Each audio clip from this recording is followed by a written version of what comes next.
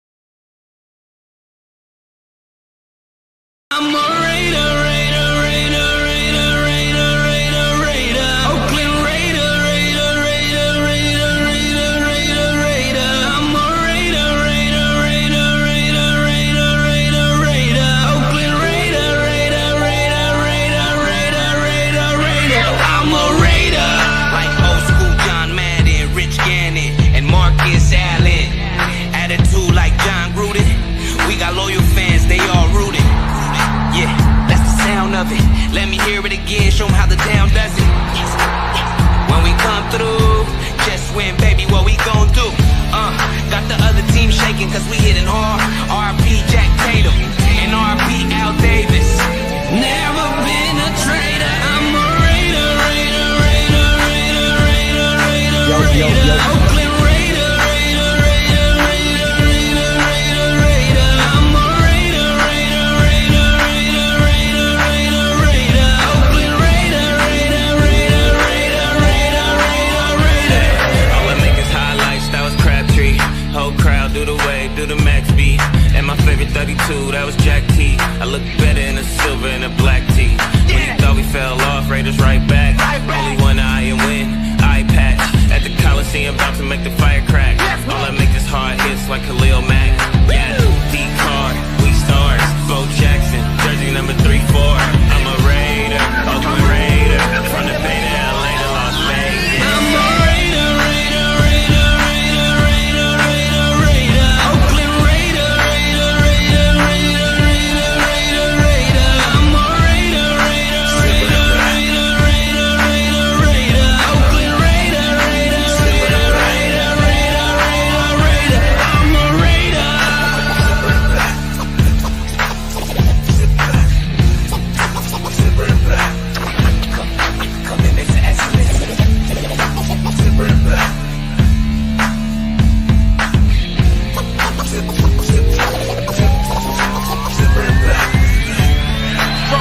Intercepted in the end zone by Charles Woodson.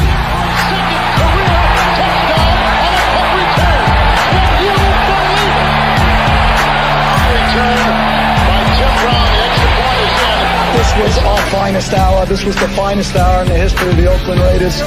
The Tom Flores, the coaches, and the great athletes. Your commitment to excellence and your will to win will endure forever. You were magnificent. Yo, Afakasi, can you hear me? Yeah, dog. Okay, I cool. can I hear just wanted to make sure. What's good, everybody, man? My boy Afakasi's in the building. Saludos to the chat. Kind of a pop-up live stream. You know, usually my content slows down a little bit. I didn't really plan on doing a live stream like really at any time this week. I was going to save it for the podcast. But I think this is a time to probably talk about a couple of the moves that have been made by the Raiders. A couple guys that have walked out of the building, and a bunch of crybaby ass motherfucking Raider fans that think that the motherfucking teams are built through free agency, bro. Like, this shit is ridiculous, dog. Like, I've seen Raider fans in chats fucking crying, bro, over Bob Spillane, bro. Bob Spillane. The season's over. No, we lost Robert Spillane. These dudes are getting ready to jump off a fucking roof, dude, over fucking Bob Spillane, dog. But anyways, bro, y'all, Raider Nation, y'all gotta check this the fuck out, dude. You can never, ever get tied to a fucking player, especially on the fucking Raiders. Let me give you a great example of when I stopped giving a fuck about players. When the Raiders traded Khalil Mack. The moment we moved on from Khalil Mack was the moment that I was like, dude, the Raiders will do anything. They anything to piss you off. Nothing is out of bounds with the Raiders, bro. They will do anything, bro. So the fact that I honestly see some of these fucking fans thinking that the players are above the shield, it's ridiculous, bro. It's ridiculous. But anyways, Afakasi, how are you, buddy? I'm good, man. I'm good. I'm still riding the high from yesterday. You know what I'm saying? I don't know if you caught the replay. Yeah, man. Shout out to Critiques, man. Critiques had to eat some Vegemite. That shit was funny as shit, bro. That he did. And then he had to sing that Barbie girl shit. Boy, I was weak. Was that song? Is that the name of that song he was singing? No, I got him to sing Spice Girls Wannabe. Oh, okay. I knew that song seemed fucking familiar. I didn't know. I remember I seen somebody in the chat fucking saying Barbie Girls. I don't think that's the right fucking song. But well, Barbie Girl might be next. But anyways, as for what you said, look, like I'm with you, man. Like, look, I love Robert Spillane. Once a Raider, always a Raider, and he was a good Raider. In my personal opinion, the best linebacker we've had in the door for the last 14, 15 years since the days of Kirk Morrison. You know what I'm saying? Name one true linebacker that was better and more consistent.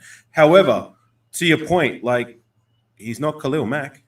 You know what I'm saying? Like, none of these guys that we lost, they're not Khalil Mack. They're not generational talents. So, like, as much as I hate to see them go, like the likes of Spillane, Morig, and even Hobbs and Diablo just recently, like, these guys, like the guys we brought in the door, they may not be as good, but they're not scrubs.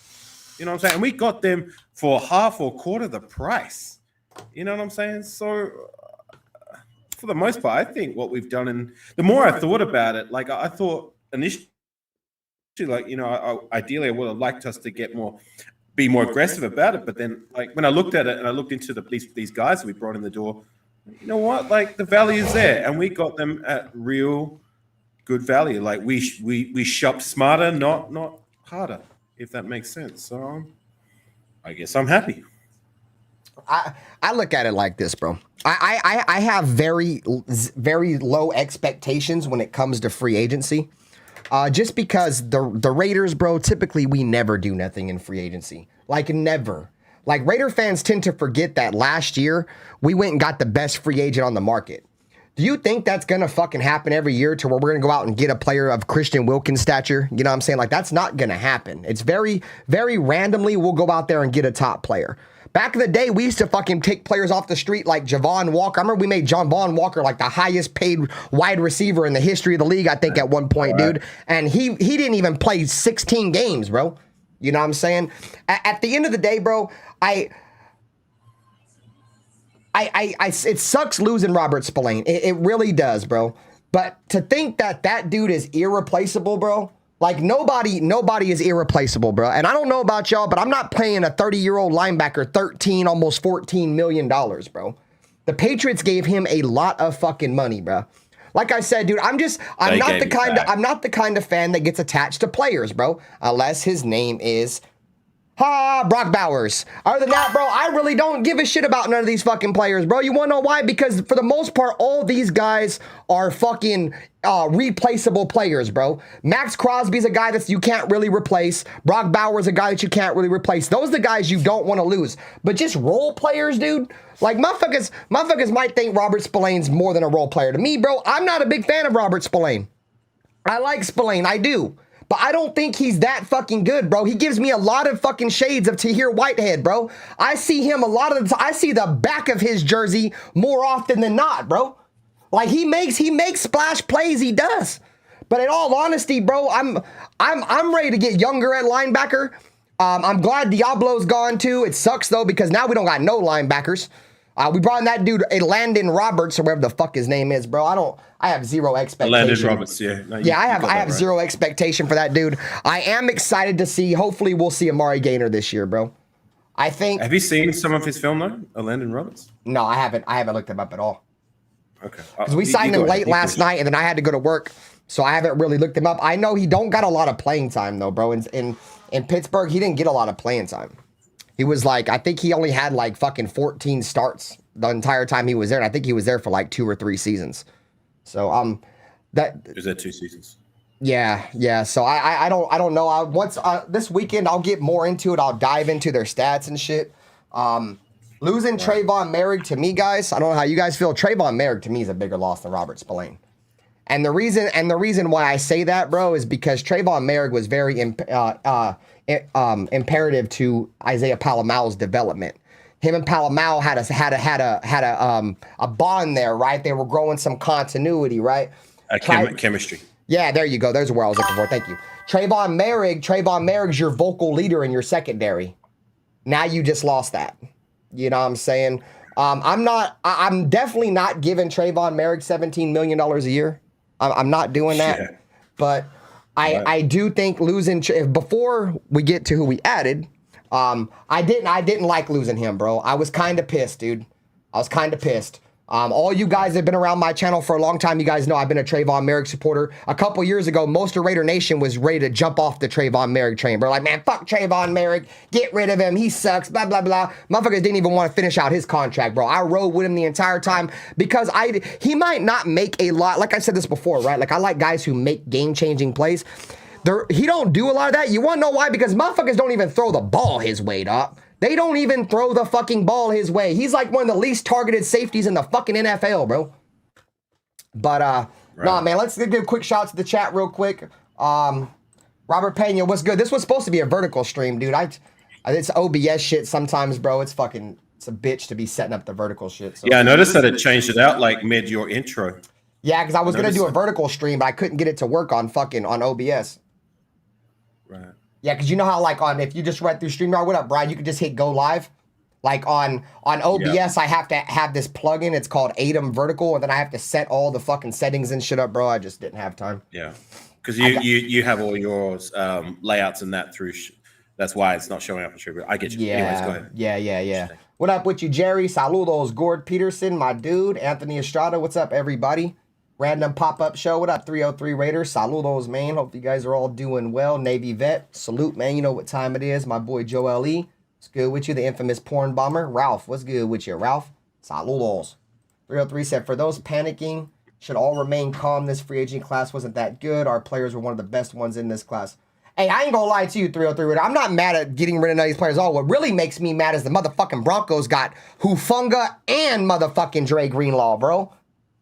That's fucking terrible, dog. These guys do have issues with injuries, bro. But, bro, you just gave the Broncos 2. If these guys stay healthy, bro, it's 2 all-pros, dog. Hufanga was like the best safety in the league at one point. Then he started getting injured. So, right. Well, I guess maybe they see that they're a team that's more in a position to win now than what we are. Just win, baby. Saludos. Yeah, and fucking what up with you, A-Bomb? Bro, he's better than fucking shitty-ass motherfucking Brock Purdy's bum-ass that you getting ready to pay $50 million to. What up, Sal? Saludos. Jerry says the vertical hurts my eyes. Chin's better than Morig? In my opinion, yes. I'm going to... And you guys know me, bro. I'm a big Trayvon Merrick guy. I do think Jeremy Chin is better than Trayvon Merrick. What's good with you, Ray Love? RaiderNation for life. Saludos. Yeah, I know. That's the issue, bro, is his fucking... his injury. What's up with you, Richard Lyon? So anyways, what's your thoughts on losing Trayvon Merrick? Look, he's again another player who I liked. I wanted to keep him in the door, but not at that price. Like I'm happy for him to get that bag, but you know I'm kind of happy it's not us paying him that much. Like Look, the great players deserve the money and to get paid, but like I like what we've done. We've gone out and got a guy in Jeremy Chin. He's only one season deeper than Trayvon Morig in the league. Like he's been in the league 5 seasons, whereas Trayvon Morig's been 4. Yeah. I like what I've seen from his tape. He seems like a thumper, a big hitter. He's a big dude for a safety. I think he's like 6'3", 200 Yeah, pounds. 6'3", 220. He's a big guy. You know what I'm saying? He can hit much like Isaiah Polamau, and I saw him making some plays. I'm not quite sure as a whole what his ball skills are like in the passing game, because I mean, like everybody's highlights is going to make you look like an all-star, right? Yeah. Like I didn't see enough of like what are some of the negative things, because I heard like he wasn't as good in pass coverage, but you know what I'm saying, from the highlight film and the small tape that I was able to scramble and watch, like I like it, and we got him on the cheap. What was it like? I think we paid 2 years for $16 million. Right. Like compare that to, like he may not be as good, but he's not a scrub. You know what I mean? Like compare that to what Trayvon Morig, whose overall production is maybe just a shade more. Like fucking Jeremy Chin was the starting safety for the fucking Washington Redskins that made it all the way to the fucking NFC Championship. Let's put some things into perspective, right? Jeremy Chin went to the fucking Redskins and was a very suitable fucking starting safety for them, bro. You know what I'm saying?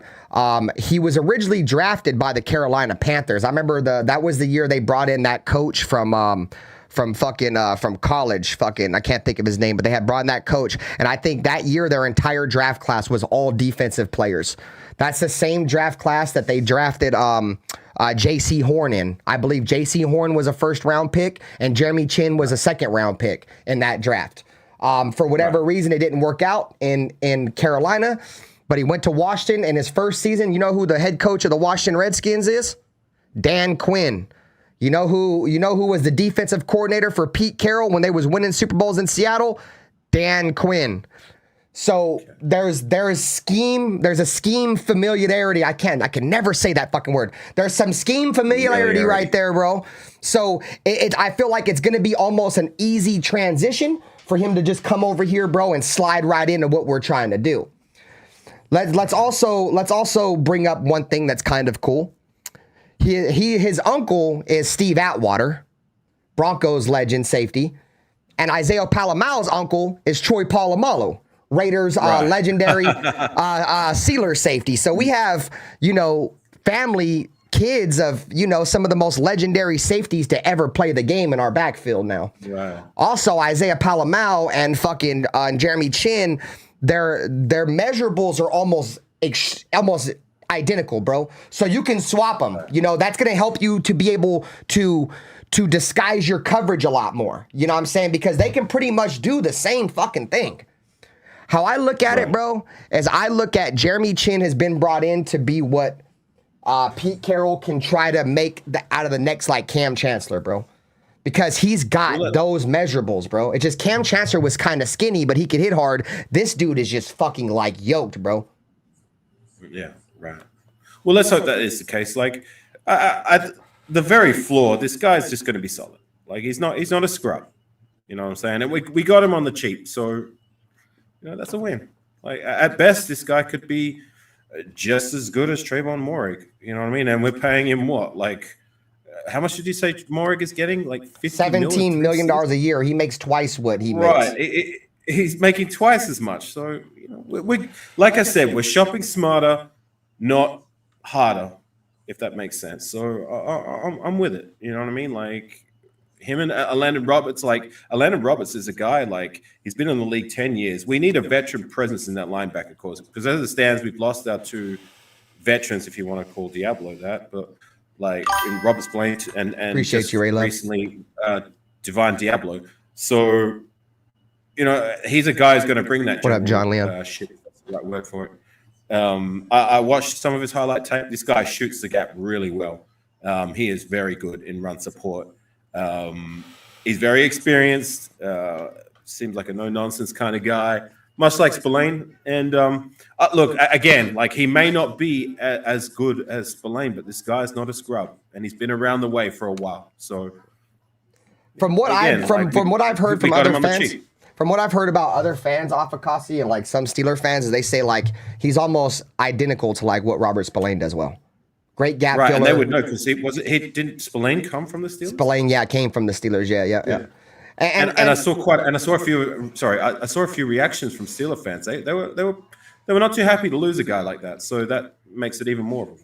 And that's one way. And that's one way to check on if you think your team got a good free agent or not, is go look at the reactions of the opposing fan base. You know what I'm saying? Right. Like there's a few Seahawks fans that are just pissed off and mad and butt hurts. They're talking shit about saying Geno Smith is a bum and all that shit. But if you look at like the majority of Seahawk fans, bro, the majority of these motherfuckers like, bro, the Raiders just fucking stole Geno Smith from us, bro. You know what I'm saying? A lot of Seahawk fans, like I don't know if you guys listen, which I ain't gonna get into that. But anyways, there's a podcast called the Just Win podcast. And it's Tashawn Reed, Ted Nguyen, fucking who's the other dude? Vic Tafer. Well, they just did a podcast, I think a couple days ago, and they had the Seahawks beat writer on their podcast, dude. And you listen to what he says about Geno Smith. And like I said, he's a beat writer, but at the same time, a lot of these fools are just going to shoot it to you straight. You feel me? And he said straight up, like, the Raiders just stole Geno Smith. Like, they just completely stole him. You feel me? The interesting thing what we have here, though, is Sam Darnold got paid yesterday. He's going to the fucking Seahawks, and he's going to make $33 million a year, I believe. Is that going to be where we're going to get Geno Smith? If Geno Smith demands more than Sam Darnold, well, I mean, he probably could because Sam Darnold only had one good year. But I'm just saying, I felt like with Sam Darnold making 33, I feel like that's somewhere where fucking Geno needs to be paid, bro. Like, I don't want to pay Geno 40. I think anything at 35 and below, I think we're fucking coming up, bro. Did you hear that his salary this season is not counting against our cap? It's still going against they ate the whole contract. Right. What up, Jeff? That makes it. Well, yeah. Salute to everyone in the chat. That makes the trade even much more sweeter. I mean, like that's a huge win in my books. And we gave a third round pick, which was like for me it was a bonus pick because we gave up the pick for Devontae Adams. Yeah. So. I see more the positive in that move. Like, is Geno Smith to me the long term answer? Like, my gut says no, but he's not a scrub. Like, he's definitely, in my opinion, like better than all these other guys we've had in the door since Derek Carr, left out, and he could be better than Derek Carr was in his later years. So I'll take that as a win. And if not, like, he's at least going to be a bridge guy for. Like, I still think we're going to draft a quarterback somewhere, wherever it may be. I'm not sure, but hopefully that's the case. And there we go. We've got a solid veteran presence. And then hopefully come draft day, we've got a young guy who, if he has to, he can wait in the wings because Geno Smith is balling out. Or if he's not, like if we have to put him in, like and see what the kid can do. Like we've got options rather than like if we draft a quarterback early, he's got all the pressure. You got to start immediately. Like, yeah, I know we've got Aiden O'Connell, but still, you know what I'm saying? So I'm still team Aiden O'Connell, bro. Watch Aiden O'Connell go out there and beat out Geno Smith. We'll see. Because I don't know if you heard, I'm sure you have a fucking whatchamacallit, the Raiders, Aiden O'Connell was working out with Tom Brady. Tom Brady was like showing him the ropes and shit. So, I didn't see that. Yeah, Tom Brady. Whatever, like whoever is that quarterback. Yeah, I mean, at the end of the day, bro, I don't give a fuck who the name is. Guys. Yeah, I don't give a fuck who the name is, bro. I've said this 100 times, bro. That's the reason why I don't get attached to players, bro. I don't give a fuck who it is, bro, as long as we fucking win. I don't give a fuck if it's motherfucking Mikey Raiders fat ass out there throwing passes. I don't give a fuck. As long as we win games, I don't give a fuck, dude. You know what I'm saying? So, right. but pretty much at the end of the day, Geno Smith, to get a starting quarterback in the National Football League, which is the hardest fucking position in the NFL, probably one of the hardest fucking positions in all of sports, to get that for a 3rd round pick. And not even your 3rd round pick, a 3rd round pick that you fucking got from a trade. And listen, you know how you just mentioned how the Seahawks picked up all of Geno Smith's fucking contract? We traded Devontae and the Jets picked up all of his shit too. You know what I'm saying? So we want a double whammy with that motherfucker. We got rid of Devontae's punk ass. We didn't have to pay him his fucking bullshit ass $40+ million a year guaranteed. Told him to walk the fucking plank. You know what I'm saying? And then we brought in Geno. Yeah, we're gonna bring in Geno, you feel me? And then motherfucking, they gonna be like, all right, bro, y'all pick up Geno, we'll take his contract, y'all get him for free this year. You know what I'm saying? So, what up with you, Junior Jacobo? I just look at it like this, bro. Starting quarterbacks, if you can get a starting quarterback in the National Football League for a 3rd round pick, usually, bro, like starting quarterbacks never get traded. Never. How often do starting quarterbacks get traded in the National Football League, bro? Like, it just don't happen. It don't happen. Usually they might go to free agency and you'll have a chance to pick them up. But typically, what up, Jason? Typically, teams do not trade quarterbacks, bro. You feel me? Obviously, the Seahawks had a plan. They were going to bring in old buddy Darnold, right? You know what I'm saying? But still, for the Raiders to get a quarterback that's coming off a 4,000+ yard season, he had like 25 touchdowns. Yeah, the interceptions are a problem, but that's just kind of who Geno is, bro. He's kind of, he makes mistakes. You feel me? But I look at it like this too. I don't know if you guys know this stat. I don't know the exact verbatim of the said stat. I'll get more. I'm gonna break more of this down this weekend for the podcast. I didn't do too much because Nate was out. You feel me? I didn't really have, and Pizzle was out, so we didn't have the whole squad. So this week I'm gonna break more into his numbers. But I did hear this a crazy number, gang. The average time to throw, right? There's a stat for this, right? The average time to throw for Geno Smith in his last, I believe, 2 seasons in Seattle has been 2.5 seconds. That's been the lowest in the fucking National Football League. The dude's had no time to throw at all. He averages 2 seconds to throw the fucking football, dog. And for him to make as many plays as he does, bro, I never really watched him, but like I started watching like some highlights and shit, bro. That boy will stand in the pocket, dude. He will stand in the pocket and take a fucking hit, bro, and deliver, bro, a ball. That dude, and his arm, bro, he's got like one of the best deep balls in the game. Get ready, Trey Tucker. You feel me? You know what my comp is now that I think about it? And I think you're going to like this one too. What up, Chaos Raider? We could have, remember Jason Campbell, 2011? Yeah. That form he showed? Yeah. Can you see the kind of similarities? The way that both of them could run, both of them could throw. You know what I'm saying? Like they may not be the best at either, but they could do both. Like at a fairly decent level. What up, we the people? To be successful. And you know, I've said on record a few times, like to me, like Jason Campbell was the best quarterback we've had in the door in the last 20 years since Rich Gannon and besides Derek Carr, you know. But like that for me is I don't know. I just had a thought. Like that's my gut thought. Maybe I'm off. What up, Carmine? Yeah, I don't. You feel me, RaiderBen? No, I get it. The Raiders are bringing in a veteran quarterback as a stopgap, but not only a veteran quarterback, but a productive veteran quarterback. How many times have we brought in? Yeah, how many times have we brought in a quarterback, bro, and them not be like, and then be like a bum? You know what I'm saying? 9 times out of 10, it's a bum. It's you feel me? Aaron Brooks, Matt Schaub, fucking, who was that one? We've had so many quarterbacks, it's hard to even think of them all, bro.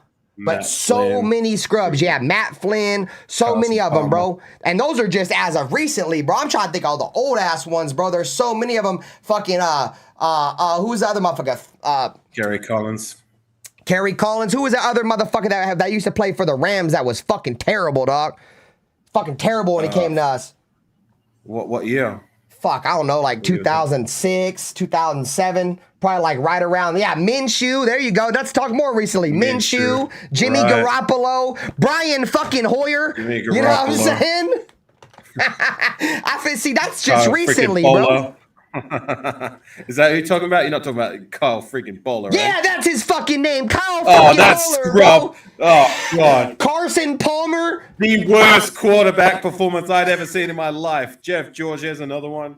Hey, let's make a comparison right now because the Raiders traded for Carson Palmer, and Carson Palmer was a starting quarterback, right? So we've done this before. We traded what, 2 first-round picks for Carson Palmer? What would you rather? Who would you rather have? Carson Palmer for 2 first-round picks where we were at then, or Geno Smith for a 3rd where we're at now? There you go. How about that? Smith. And we only had Carson Palmer for what, a year and a half, and we raced to the 1st round, and I believe it was the 2nd round. I might be wrong, but it was definitely 2 high ones, which definitely was not worth it. Way too high. Ray Love, I don't think Gardner Minshew has been officially released. From what I'm hearing, from reports I've heard, is that he's been told he's being released, but they're saying it's going to be a post-June 1st release. So he's just going to stick around until June, and they're going to cut him after that. The other thing about the whole, you're talking about like people panicking and stuff, this is about like the players we lost. I mean, we lost. What was our record last year? 4-13. And that's what I'm saying. What the fuck are we panicking for? We were 4-13 last season. Motherfuckers is crying about losing players that wasn't helping us win. They wasn't helping us win. How many wins we get with Spillane? How many wins we get with Trayvon Merrick? How many? Bro, I haven't even gotten to Nate Hobbs yet, bro. I like Nate Hobbs, bro. That motherfucker is injury prone, bro. That motherfucker, every single year he misses at least 4 games, bro. The Packers just gave him $50 million. The Packers gave Nate Hobbs 4 years, $48 million. There's no fuck, dude. He's gonna miss at least 4 or 5 games for you, at least. And he's not a game changer. Last season, I mean, like I know that the regime made it said like we're trying to build to win now, but for me that's not the realistic expectation. Like we've got to kind of wait and see. Like I'm not expecting Rome to be built in a day. If it happens, cool. But if it doesn't, like I'm going to sit back and stay reserved and expect that this is just a year to build towards our goal of being that team again. You know what I'm saying? A team that we are forced in the league, which we haven't been for a while. You know what I'm saying? So we got to start somewhere, and it may take some time, but we got to give it time and let these guys cook. You know what I'm saying? And I'm with you, Bento. Like I said, like I loved a lot of these guys. Once a Raider, always a Raider. Thank you for your services. But at the same time, none of these guys are Khalil Mack. You know what I mean? Generational talents. We went 4-13 last season. So, you know, I mean, how much worse can it get? We replaced them with guys who we got like for you know who aren't scrubs, who we got for dirt cheap, like half the price that those other guys that we had were getting paid. So like, I'm good with it. Plus, like we haven't even touched that on my boy Malcolm Kuntz. We gonna get into that. We gonna get into that. I had to wear the jersey one time. You know what I mean? I forgot you even had a Kuntz jersey. Yeah, see, that's a big dub. Yep. And you know what time it is. I had to rock it for the show. Like now that we officially re-signed him. I was looking for my Nate Hobbs joint, bro, to troll, but I couldn't find it nowhere. Fucking, I thought I hung it up. It's probably fucking pile in the fucking laundry room or something. I probably threw that bitch in there and it got buried. I ain't gonna lie. I didn't think, and I went on record quite a few times that I didn't think any way nor how that Malcolm Kuntz was going to come back, but we got it done. He's willing to come back on a reasonable contract, a prove-it deal, and I'm glad that because I bought his jersey after that season where he had 8 sacks, and I never got a chance to wear it while he was a Raider, and I feared that I wouldn't even get that chance. But it's good to see we brought him back, and if we can bring back Chase on as well, that is a big W, a big W. So I'm trying to wait for the news on Chase on whether he comes back or whether he goes somewhere else, but I'm still hopeful. It would be a big win if we retain both. But good to see Kuntz back. Hey, Jerry, Kuntz has only been hurt one time. I mean, that was the most playing time he's had for sure in his career, but that's the year he got his playing time, he never got hurt, bro. He got hurt in some bullshit ass preseason fucking training camp joint practice shit, bro. So, it's just sometimes, shit happens, bro. He's not a guy that has an injury history, though. You know what I mean? I don't think he's one of the guys you should go out and be like, he needs to stay healthy. Like, he's typically very healthy all the time. Right. And the other thing that I like, and I think that drove them to re-sign him, is the fact that, like, do you remember all the stories that was coming out of camp about his leadership qualities, about how he was taking Dirty. the reins, that locker room, that leader of the line, even though, like, I got like 30 minutes, Dirty, if you want to pull up. He's not the most experienced head at the time, but, like, that's something that I was looking forward to seeing, like, him showing that taking that leadership role. Unfortunately, he got injured, but, you know, he has a chance to showcase once again what we saw, and hopefully in that sample size that we saw back in 2023 is just the tip of the iceberg, and we're going to see a new, improved, and motivated Malcolm Kuntz this upcoming season. Well, see, bro, like I'm gonna keep it a bean with y'all. Like if y'all been watching me for a while, dog, like I was always a huge Malcolm Kuntz guy, bro. And I've told you guys this before. When the first time I heard of Malcolm Kuntz, I was like, man, who the fuck is this guy, right? And then I did some digging on him, bro, and that's when I found out that he was from Buffalo. Shout out to my boy Jared White for becoming a member, bro. I remember I had fucking did some research on him, like, oh, bro, this motherfucker from Buffalo. And I'm like, oh, bro, Khalil Mack's from Buffalo. And then they're like, fucking, he's the most productive pass rusher out of Buffalo since Khalil Mack. And I'm like, oh, yeah, bro. And Khalil Mack's a fucking beast, bro. So I'm like, okay, well, let me do some film watch on. Don't mind me. I'm getting kind of distracted. I'm trying to send this link out. Sorry. But one thing I like about Kuntz is, bro, he's got bend, bro. Like he's got Khalil Mack, Aldon Smith, bro. The way he bends a corner, dude, he can turn his body at such a weird ass angle, bro, and just get around, bro. It's fucking insane, dude. Those are things that you can't teach, bro. Like you'd have to see his bend. His bend is so Khalil Mack, Aldon Smith, bro. Like that. That's why the first time I seen Malcolm Kuntz in that year with AP finish off the season in 2023 when he got his significant playing time, I'm like, oh yeah, bruh. Because at the end of the day, I love guys that can get to the quarterback, right? And I'm doing well, Jared. Thanks for asking, bro. Hopefully you're doing well as well, my friend. But I like guys that take the ball away, bro. Motherfucking Malcolm Kuntz had 8 sacks and 4 forced fumbles, bro, in that short amount of time. 4 forced fumbles with 8 sacks. Like half of his sacks, he was taking the ball from the other team, dude. And he wasn't even starting that first half of the season. Remember, he was still on the leash with Josh McDaniels. He was still in the doghouse, not getting game time. Like, you know, once AP took over and unleashed Kuntz per se, like, he just came hot out of the gate and did what he did. And it's so great that, like I said, he's going to get a chance to hopefully re-showcase that form and build upon that now that he's coming off a season-ending injury. And he's going to be motivated. He wants to be great. He wants to be that leader that I said that he was showcasing before the season. And he wants to get his bag. And what better time than this upcoming season as a Raider? I'm so happy to see you back. What up with you, Bruce Willis? Yeah, I'm with you, bro. I'm with you. And you know what's... to me, I know a lot of people thought Malcolm Kuntz was going to get the bag, right?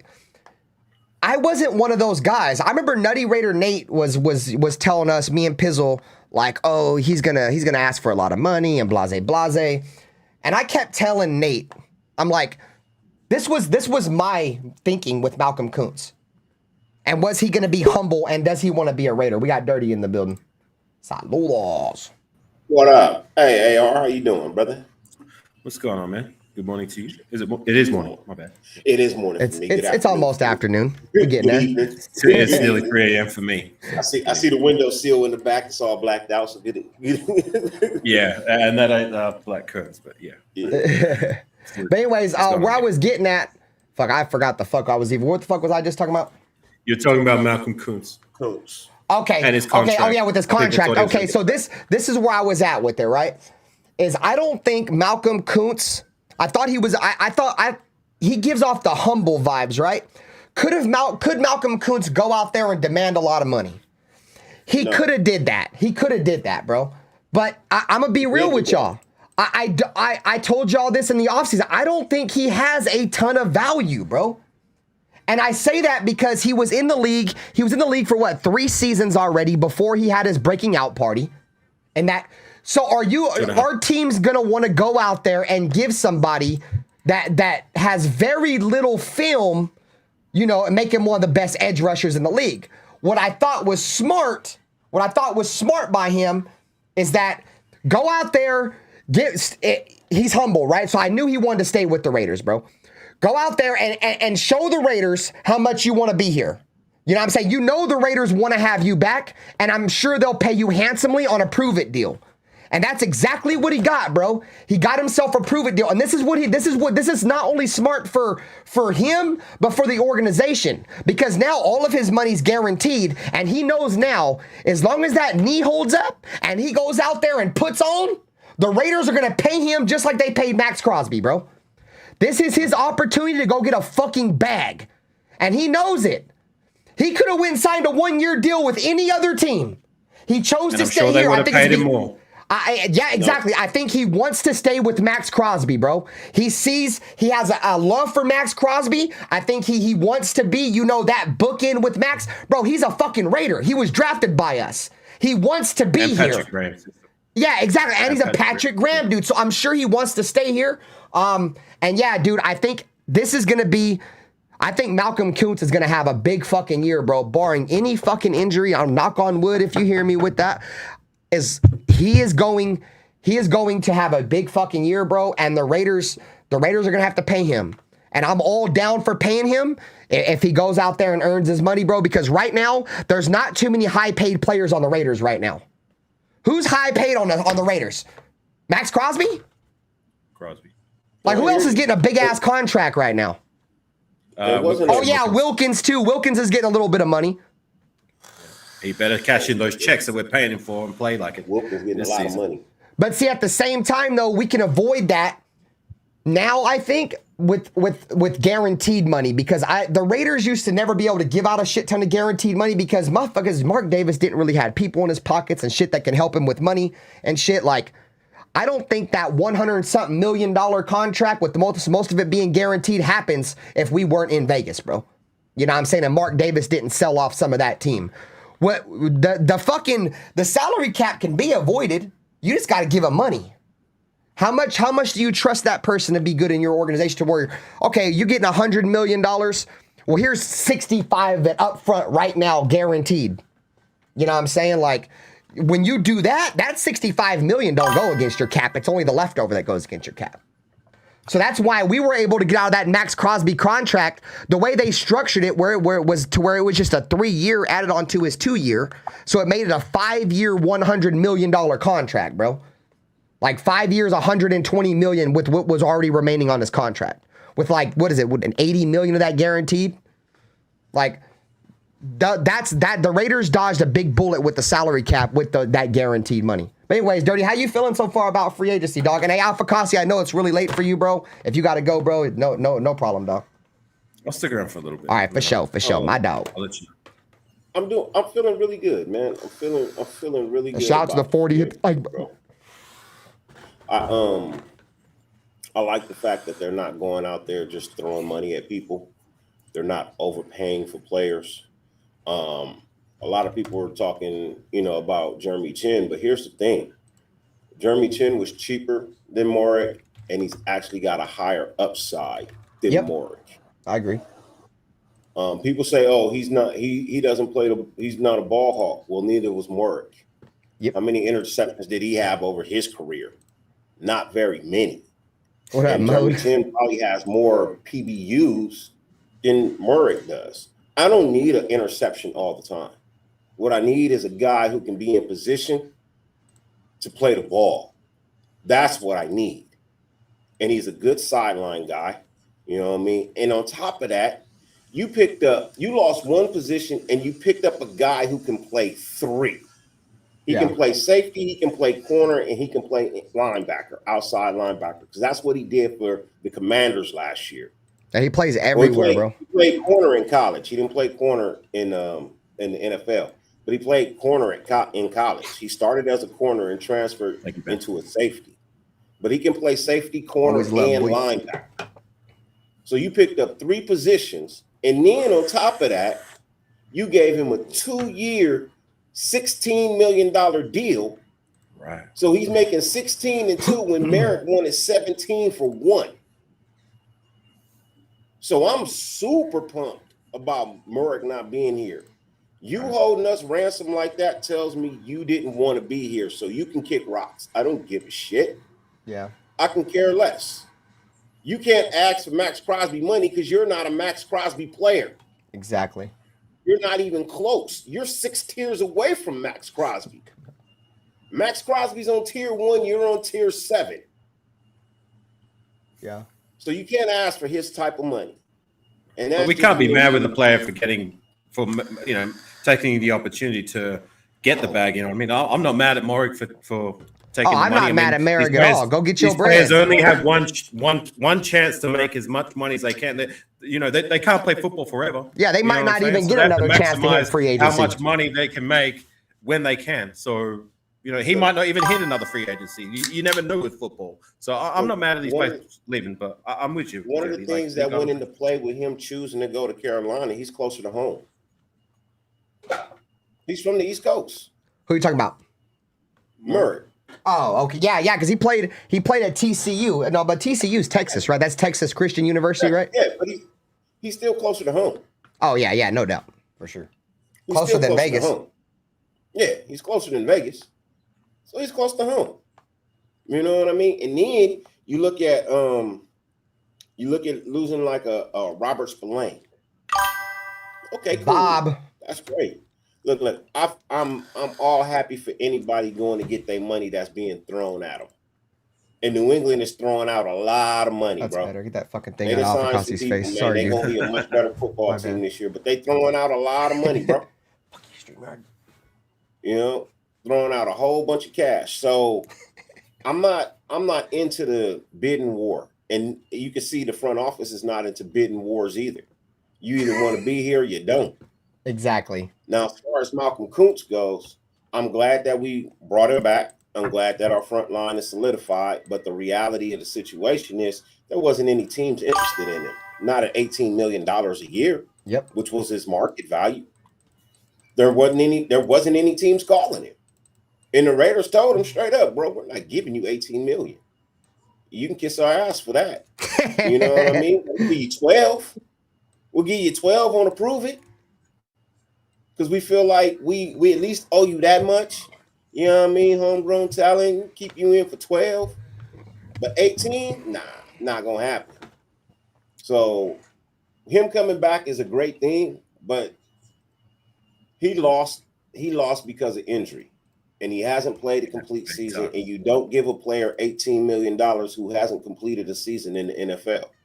He's been here for 4.5 years, maybe 5 now, and you have not yet completed one season. You don't get $18 million on your free agency. It's just not going to happen. So that was a great deal. Now, as far as Max, I like Max. Everybody knows I like Max, but I feel like Max deal could have waited. I'm not mad at you for saying that, bro, at all. Motherfuckers already knew where I stood with Max. I love Max, could bro. Could it have, though, considering how much they played other players like Myles? I know Myles Garrett is better, like in my opinion. Look, Myles Garrett wasn't going to sign his contract before Max Crosby. Right. All I'm saying is that, like, if we waited, it may have cost us more. That's all I'm saying. I don't think so. I think if you'd have waited till next week after you got the players that you wanted to get, you know what I mean, and had the money to throw at players. Like, one of the things that I'm a little upset about is we didn't get Najee Harris. We missed out on Najee. We getting Ashton Genty, boy. Fuck Najee, respectfully. We getting Genty, boy. You heard? But you know how I feel about running backs coming out of college. No, I know. You go with the stigma of first round running backs. I mean, everybody's got their own opinion on shit. When Dirty's finished cooking, Raider Rooms left a good comment about. Oh yeah, no, I was gonna get to it. Yeah, I had seen it too. Sorry. You're good, Alfacasi. You good?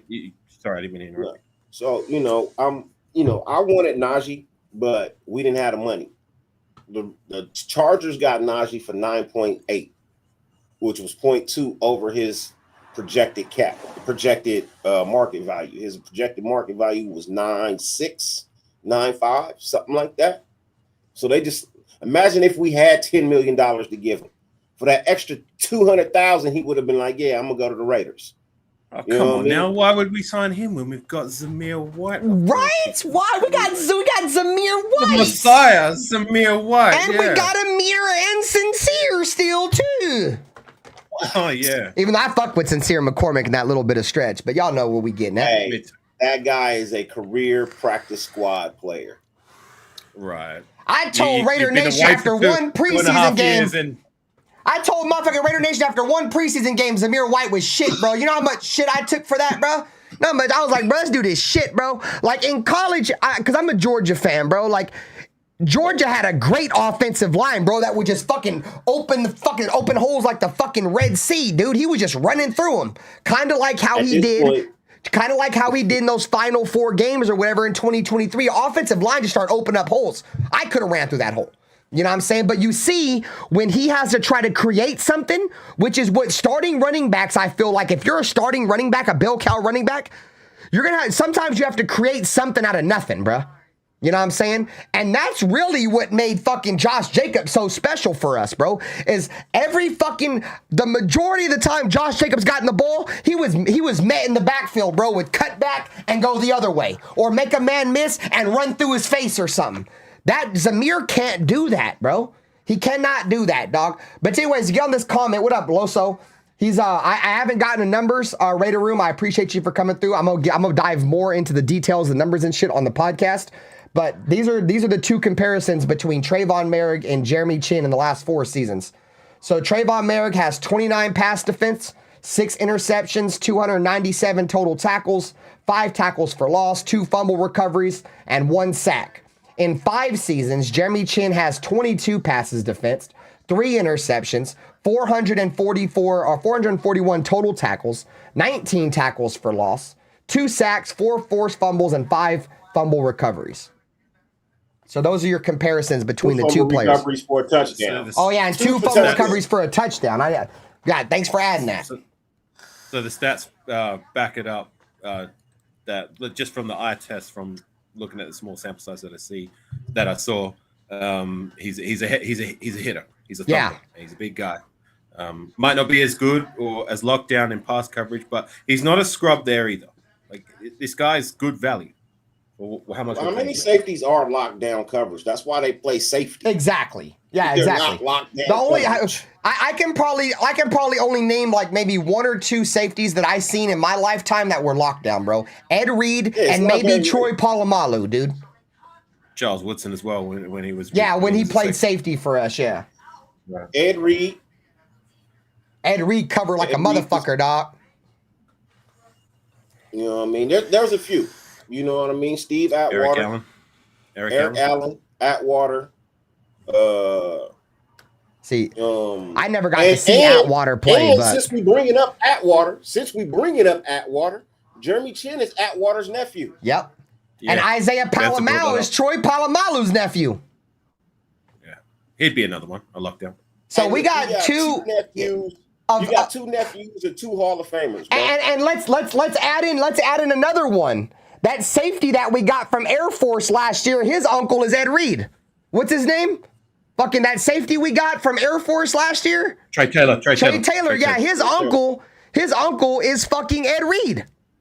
Damn, that's some pedigrees. So that's 3 Hall of Fame. That's 3 Hall of Fame nephews. Pedigrees, dog. Pedigrees of championships in our safety room right now, dude. Let's not expect them, but yeah, exactly. We're just throwing it out there. Spitball. Right. No, I'm not late. I haven't really. I don't really go live that often. No, he's talking about like we talked about it earlier. Like you're kind of like late because we talked. Me and Alpacas talked about that earlier. That's what he meant. No, you good. But that's cool. You're sharing the point too. I see. I'm glad you know that shit, bro. I expect you to know that kind of shit. But yeah, man, I didn't know he was Atwater's nephew. Not like this Afakasi guy doesn't know, right? What an idiot. Hey, look, I'm just now getting back into the swing of things. You know what I mean? As y'all see, I've been going live the last 2 nights. I'll probably be back in again tonight. Yeah, I posted your link out too. y'all. You and Afakasi. Look, I'll post it again here. Post them up. Make sure you guys Tell go me, subscribe to my telling you guys. He's coming back, man. Late Night King is back, bro. He coming back, man. He's slowly but surely jumping out there. Yeah, I need something to watch when I'm at work. Nah, but look, I'm not panicking. I believe the next signing should be a J.K. Dobbins. And y'all can not like J.K. Dobbins if you want to, but I like J.K. Dobbins for the right price. What up, like back we have right now? Off You know what I mean? Like, if the Raiders are true to what they say, hey, hit the like button, everybody. Run the ball on offense and stop the run on defense. They have to target another running back. It's not an option, bro. And I don't want the kid from Dallas. Rico Doyle, yeah, or some shit. Rico Dowdle. Did you say you want to? Did you say you want us to get a running back in free agency? Yeah, I do want to run it back. He wants J.K. Dobbins. Okay. J.K. Dobbins. If you don't, J.K. Dobbins was the draft one, draft two. Yeah, J.K. Dobbins was the running back for the Chargers last year. That fucked us up in that week 1 game. Remember, we kind of held him under wraps, and then the second half, he just cooked us. He had like almost 200 yards rushing. Now, me and Dirty and my wife was there in person, sitting in the same section watching that bullshit. Yeah, but look, I get that JK can't stay healthy, but he stayed healthy last year. He was healthy last year. At the same time, he's not a cowbell back, bro. Yeah, you got to have somebody else in there with him. Yeah, you got to have somebody else in there, and then his contract. Dowdle had 1,000 yards from the Cowboys. His market value is only $3.3 million right now, bro.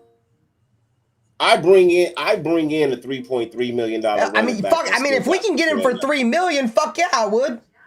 AJ Dillon still in the league, Loso? I'd be cool with that. I'm still drafting one or two, hopefully 2 running backs. I am not rolling into the season again with this running back by committee, which was dead last, and our lead back was like 2.8 yards per carry, more fumbles than he does touchdowns. Gentry is not on the nothing more to be said. I don't think Gentry is on the radar for the Raiders. I mean, there's a lot of mock drafts, dude, from some of the bigger, like, fucking, what's his name, Mel Kiper. A couple of these dudes, bro, did, like, big-time scouts, bro. They just did mock drafts. A lot of them have us taking Genty. A lot of them. Here's my thing. We had the worst running back room, Dirty. Like, when you get a chance to get somebody like Genty. Running back room ever. Yeah, ever, dog. Listen to what I'm going to say right now. Go ahead. Just listen to what I'm saying right now. These motherfuckers do a mock draft every fucking week. No, you're right. Every week it's fucking different. No, you're right. Every week is different. Well, the last three mock drafts, Dirty, they had us taking Shador Sanders, and now obviously they switched it because of Geno, but I get where you're coming from. But if the Raiders take Shador Sanders at 6, I'm going to be fucking pissed, dog. If we still take Shador at 6, bro, I'm going to be fucking pissed, bro.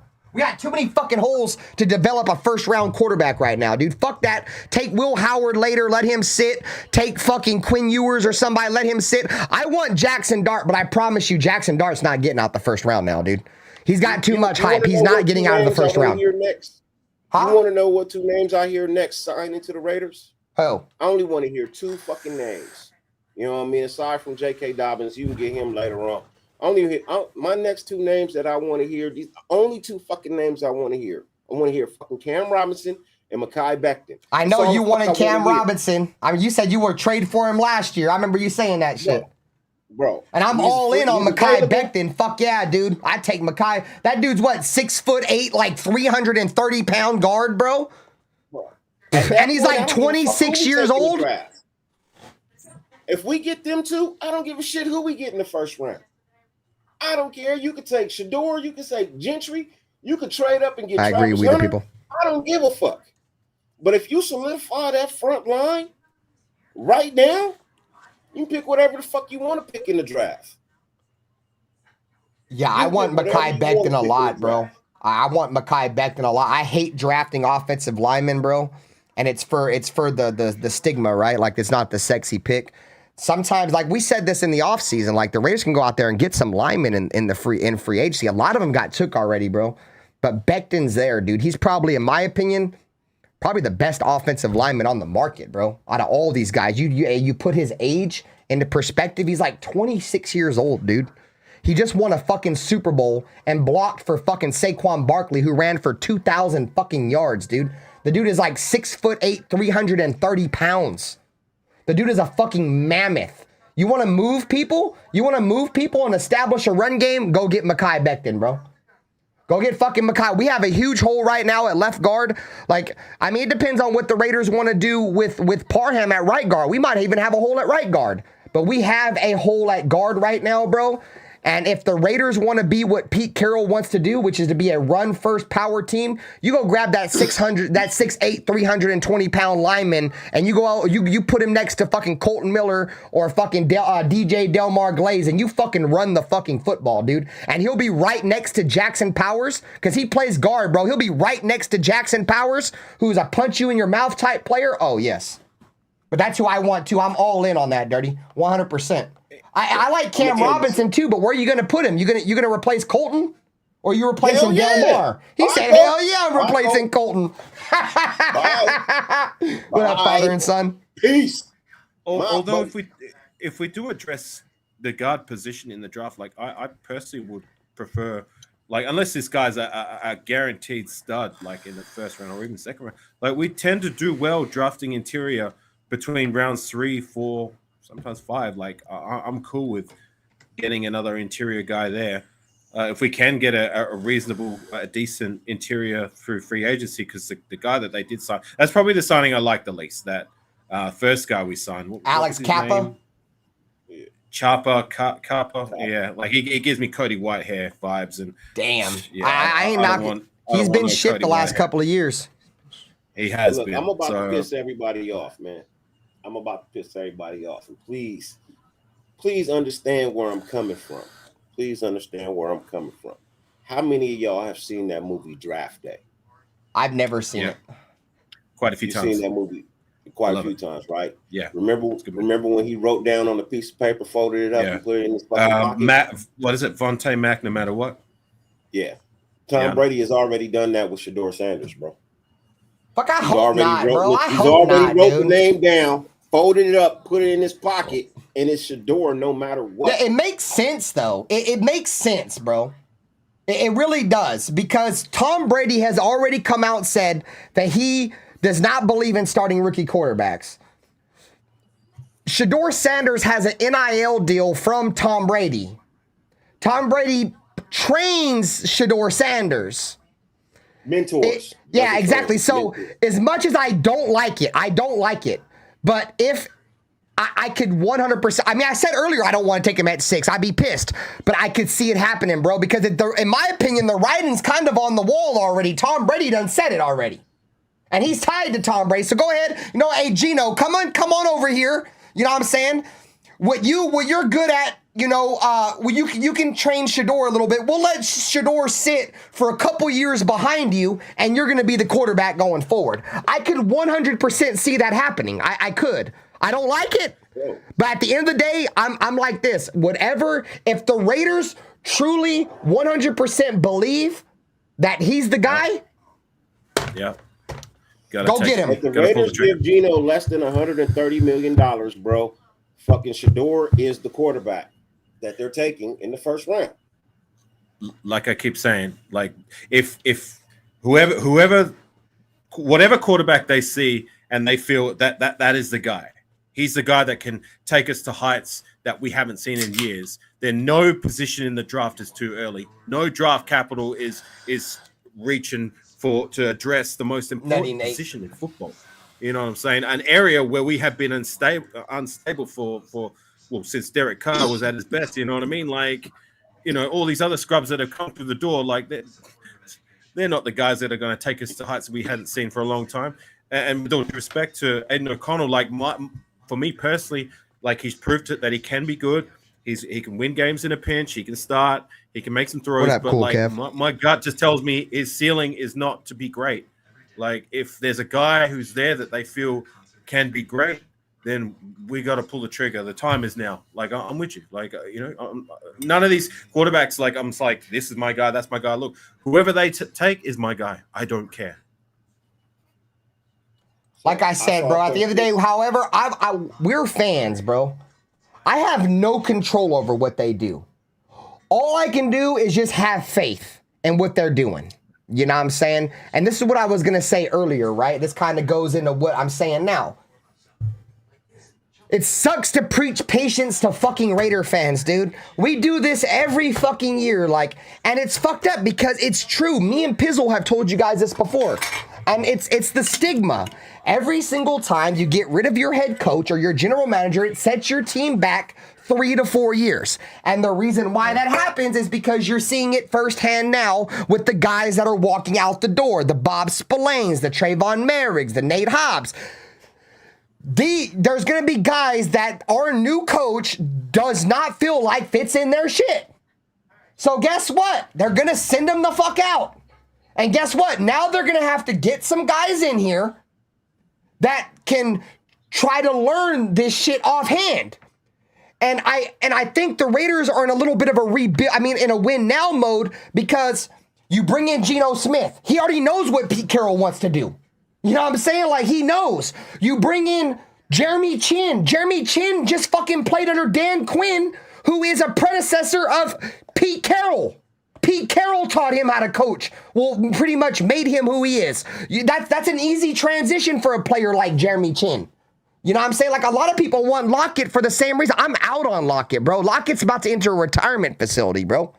But anyways, dog, at the end of the day, dude, you're gonna have to rebuild this shit, bro. It sucks, dude, but that's just the reality of the situation. But the thing is now is I think we actually got a good coach and a good staff to where patience now, it's like, okay, it looks like this might work. You know what I'm saying? Like, Pete Carroll, the best coach we've hired since I've been a Raider fan, since 2002, since I started watching football in 2004. Fucking Geno Smith, probably the best quarterback we've brought in since Rich Gannon.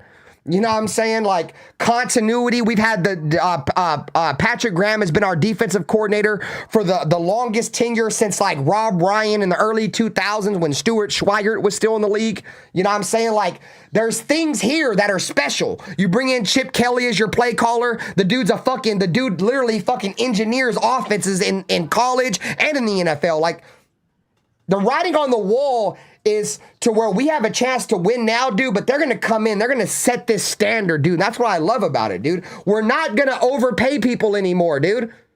We're not. That shit is in the fucking past. You are going to play for your brand and you're going to compete for it. We're going to bring in dudes that'll take less money, but will go out there and compete and know that if they go out there and win, they're going to get paid. That's what Kuntz did. You feel me? Kuntz is like, man, you feel me? Like, I know if I'm going to take this bread now, but I know, you know, a year from now, I believe in myself. I'm going to go out there and have 13, 14, 15 sacks, maybe 6 forced fumbles. And guess what? They're going to give me $100 million. And if they don't, somebody else will. You know what I'm saying? And I guarantee you, bro, if Malcolm Kuntz goes out there and balls out, dude, the Raiders are going to pay him. They are going to pay him, dog. I cannot let them see. If you're going to give Malcolm Kuntz a 1-year deal, that means you have a mindset of, okay, we're going to give you, it's almost, you got the mindset of a prove it deal, right? Like, if he comes out and balls this 1 year, we got to resign him. You know what I mean? So, hopefully so. Yeah, I'm excited, bro. 3 things have to happen in order for Kuntz to get paid next year. Hey, Rulus, I hope you have a great day at work. Hope you have a great day at work, Rulus. He has to have double-digit sacks. All right. He has to play the entire season, and he has to make at least second-team All-Pro in order for him to get the $18 million that he's asking for. My shit says Oakland. He has to be an All-Pro to get $18 million. He has to be second-team All-Pro, not first team, second team. He has to at least make second-team All-Pro. That means you were on the verge. That means you were on the verge of making the Pro Bowl. I have so much faith in Malcolm Kuntz, dude. Like, I honestly feel like Malcolm Kuntz is going to go out this year, dude, and have like 15 sacks, bro. Like, I'm going to say this. I'm gonna say this, and I'm gonna say it again, and until if I die on this hill, I'll die on this hill, and I'll eat crow. I honestly feel like Malcolm Kuntz is better than Max Crosby. As long as he stays healthy, bro, he's better than Max. Trayvon Morrig is getting 18 million. He didn't make no second All Pro. He wasn't even a Pro Bowler once. Same with what? Robert Spillane? Robert Spillane got paid $13 million a year, bro, at 30 years old, dog. Okay. But isn't Trayvon Morrig earning 18 million? Trayvon Merrick is making $17 million per season. Right. So that's we just signed. I think pass rushers make way more money than safeties over Spillane when we signed him. If I'm not mistaken, Elandon Roberts was the guy that Pittsburgh chose to go with over Spillane when we signed Spillane. Was he? I don't know. I don't keep up with the happenings of the Steelers. What did you say? My bad. I didn't hear you. I'll take your word for it. I feel like that's how I feel it is. That's how I feel. What'd you say? That's how I feel right now. He said that when they moved on from Robert Spillane, they moved on because they had Elandon Roberts. They moved on because they had that fucking. They got rid of Deion Bush too. Who the fuck was their middle linebacker? You might be right, Dirty. You might be right on that. I do know this that Elandon Roberts in at a time that in the time limited snaps that he did get, bro, he was extremely productive. I forget who the fuck was their other middle linebacker, dude, because they moved on from Spillane. Because they had Spillane, they had Deion Bush, and they had somebody else too, bro. I just can't think of them all. I'm having a brain fart too. Can somebody in the chat tell us like who's this linebacker that's have a great one, Anthony Estrada? I'm feeling like he's someone that's good that we're missing. But on a side note, like I mean, you know, I don't think Malcolm Kuntz has Patrick Queen. There you go, Ja. Thank you. That's why they moved on from Spillane. They picked up Patrick Queen from the Ravens. Those markers to get more than Wild Turkey? 15, 18 million. You know what I mean? Like that's a high bar, like making the second. Yeah, no, I believe I'm right. I believe I'm right. I believe that's what they did. They moved on from Spillane for Elandon Roberts. Yeah, they had Elandon Roberts and Patrick Queen. Patrick Queen. Yeah. Because the Ravens moved on from Patrick Queen because they got Roquan Smith from the Bears. Shut up, Jerry. Yeah, fuck you, Jerry, son of a bitch. No, I love you, Jerry. You good, dog. Hey, so Dirty, you said who you want to go get in free agency, bro. You know who I want to go get? I need to go see if he's still available. I haven't checked free agency in a minute. The Raiders need a corner, bro. I want Asante Samuel Jr., bro, from the Chargers. That's who I want, bro. Bro, we don't really have a slot corner right now. And that's what Asante Samuel is. He can play on the outside, but Asante Samuel's a damn good player, bro. He's a damn good corner, bro. I would take Asante Samuel right fucking now. Like everybody was hyping Carlton Davis up. I would go out on a limb and say Asante Samuel, he kind of deals with injuries. But dude, Asante Samuel's a fucking ball hawk, dude. I mean, his fucking father is Asante Samuel Sr., the motherfucker that won like 2 Super Bowls with New England. Yeah, he's not a good tackler at all, Lo. So that's what I'm saying. Like, that's probably what makes him bad as a slot corner because they're more responsible for tackling. But I like Asante Samuel Jr., dude. I like him a lot. Could we I'm just thinking out loud. Like, remember that guy we drafted last season with DeCam Richardson? Do you think they could try and develop him into that role that Nate Hobbs has left behind? Being that, like, remember when DeCam Richardson, like, one of the things he was good at in college, like, he was a really good tackler and run support. So I'll tell you who's available right now at cornerback, and you ain't gonna really like all of this. Hey, so let me just say this just to talk about Elandon Roberts real quick. Carmine said Elandon Roberts played against the Raiders last season. He made a 4th down and goal tackle against Alexander Madison. Yeah, I saw that. Like I said, he shoots the gap. Yeah, he's a great run defender. Nice, that guy. Go ahead, Dirty. Yeah.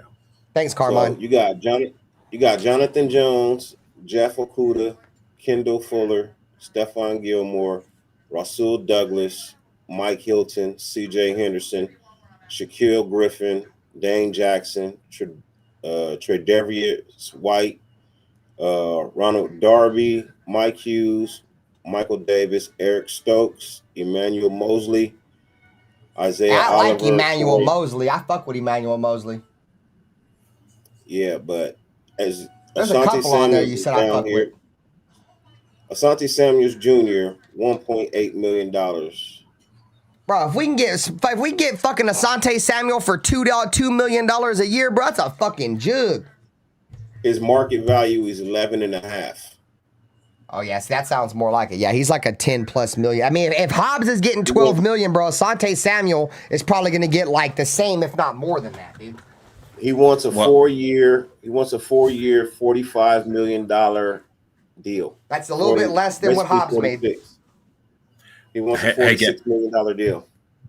Hey, gang, I gotta get out of here soon because it's 3:30. Oh no, you're good, Kasi.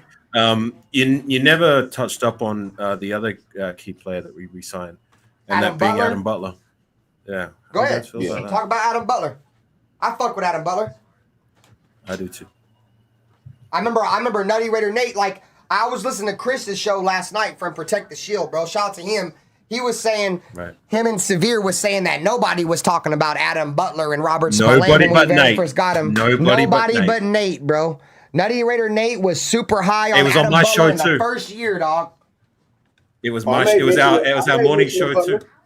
I made sure I made mention of Butler. I made sure of that, but yeah, that was a great signing. That was a great signing. Yeah, I fuck with Adam Butler because if you just think about it, right? Like, if you go out right now and your front four, the fact that we got Adam Butler back and we got Malcolm Kuntz, our front four is Malcolm Kuntz, Christian Wilkins, Adam Butler, and Max Crosby. Hell yeah. I would honestly go out and say that's like a top 3 defensive line starter, right? Because you really have to have guys behind them that can keep them fresh. But if you're just talking about a starting front four, I don't know if you can name very many other fucking starting front fours that are better than that, dude. Just basic. You sprinkle in some healthy Tyreek Wilson. Oh, man, fuck out of here. Come on.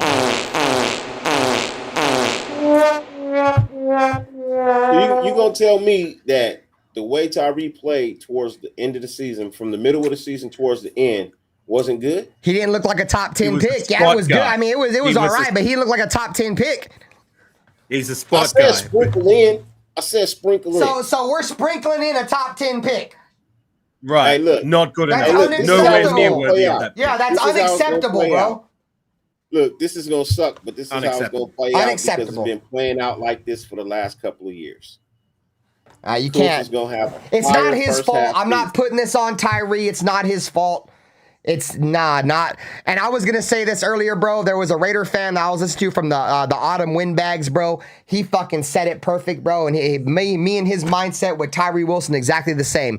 He said that Cleveland Farrell was better than Tyree Wilson, bro. And I agree. The same. Right now, at this point in their career, year 2, Khalil Farrell was way better than Tyree Wilson. He made way more motherfucking plays. Khalil Farrell wasn't nowhere near good enough for where we drafted him.